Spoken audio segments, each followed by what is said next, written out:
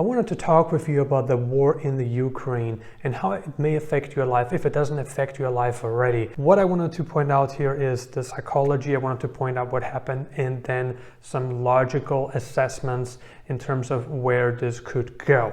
Let's get started with everything that happened so far. Russia invaded the Ukraine, not for the first time, because it also happened in 2014, when Russia annexed Crimea.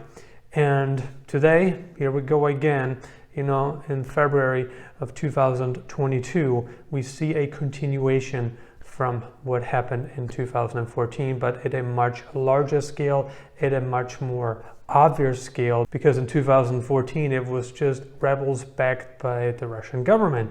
Things have changed since then. The psychology here is really important because if you take a look at Putin is a guy that's about to turn 70. And does his age play a role here? Probably does, for one reason, that I think he feels underaccomplished. He has a feeling of entitlement. He feels entitled to get back the lost parts of the Soviet Union, which had been lost in 1991. And the Soviet Union really started to collapse in the 80s because of massive military spending.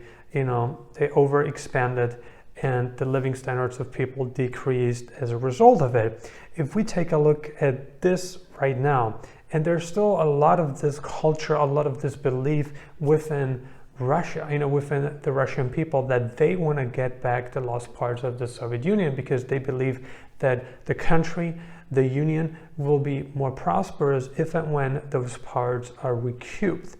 And this is a very dangerous mentality because we are now living in the 21st century and a lot of people don't want war. Not even a lot of people in Russia want war. So I think his age, he's about to turn 70, and in his mind, he hasn't really accomplished that much. He occupies about 20% of Georgia's official territory, which was also stolen from the Georgian people, from the country of Georgia. And that happened in 2008. Here we are in 2022, so 14 years ago. And God knows if he will also resume this attack, in 2022 or beyond. I'm not saying it is going to happen, but right now we have all reasons to believe that there's a very high probability that it is going to happen. With Ukraine, it is a difficult subject. A good chunk of the Ukrainian population speaks Russian. It's like Russia is the big brother, Ukraine is the little brother, older brother, younger brother, however you want to put this. But the key takeaway here is also, because what's really important here is that 2014 was the year when Putin annexed Crimea. And it was also the year of his divorce. And if you ever went through a breakup, if you ever went through a divorce, you know what it's like going through it.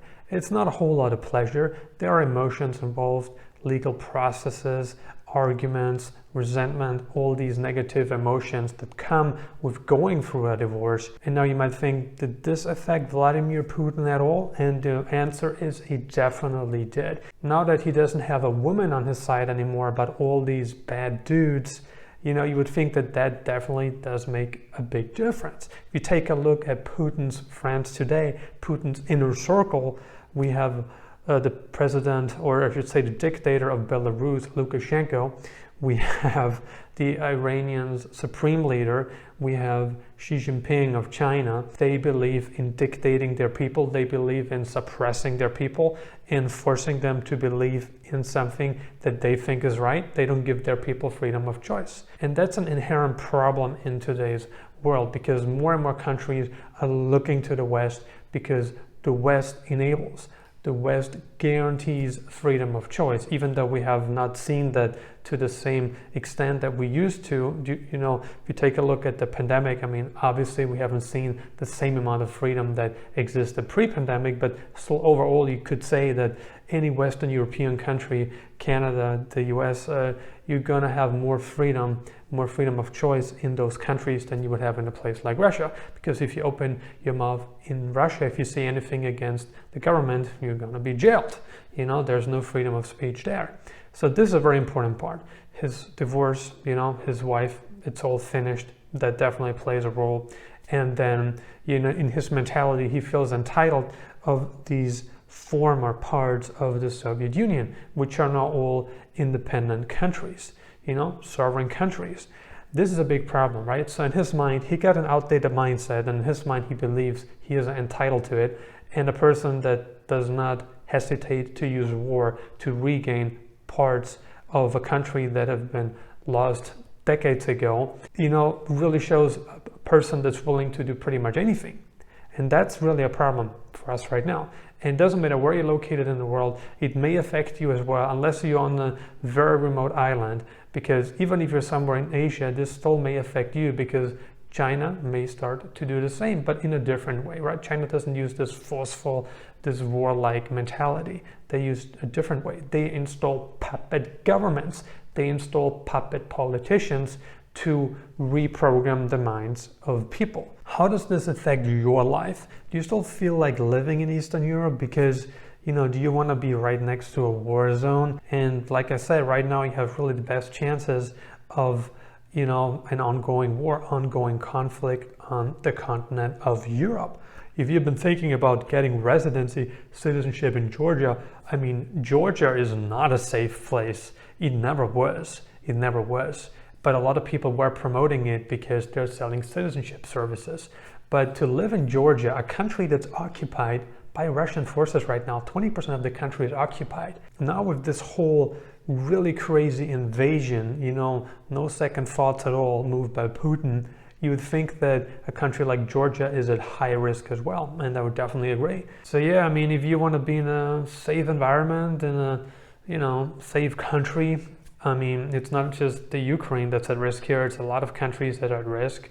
If you're right next door, that's not a very convenient environment to run a business in. It's not a convenient environment to live, because I think a lot of people would have worries that war could also break out in the neighboring countries.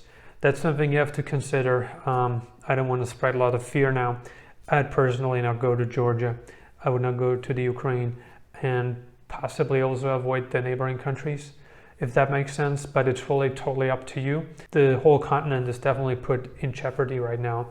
We don't know how this is going to end, and only time will tell, I guess. But if you want to be in a peaceful place, then guess where you want to be? You want to be in South America, maybe Africa, Southeast Asia, some remote island somewhere in the South Pacific is probably a good place where you could set yourself up and watch this from the far distance. And I know this is very frustrating, because it's one of these things that you have no control over. You can talk about this all day long, you can think about it, you can share your opinion, but at the end of the day, you cannot change the outcome of these things. And it's a very sad thing to happen. And I'm sure most of you did not anticipate it. Maybe had the thoughts, but you didn't really believe it with full conviction that something like this could happen in the 21st century. But here we are, it is happening, and we'll definitely have a close look at it. And I'm probably going to update you when I feel like shooting another video on this subject. What do you think about the ongoing conflict in the Ukraine? Leave a comment below and let us know. Consider subscribing if you haven't already. I'm uploading new videos on digital nomad locations, travel updates, visas, crypto advice, and business advice several times a week right now. I highly recommend that you grab a free copy of my ebook, Nomad Elite, the Insider's Guide to Retaining a Life of Freedom. All you need to do is click on the link below the video. And if you got some more time left, check out these videos. Thank you for watching.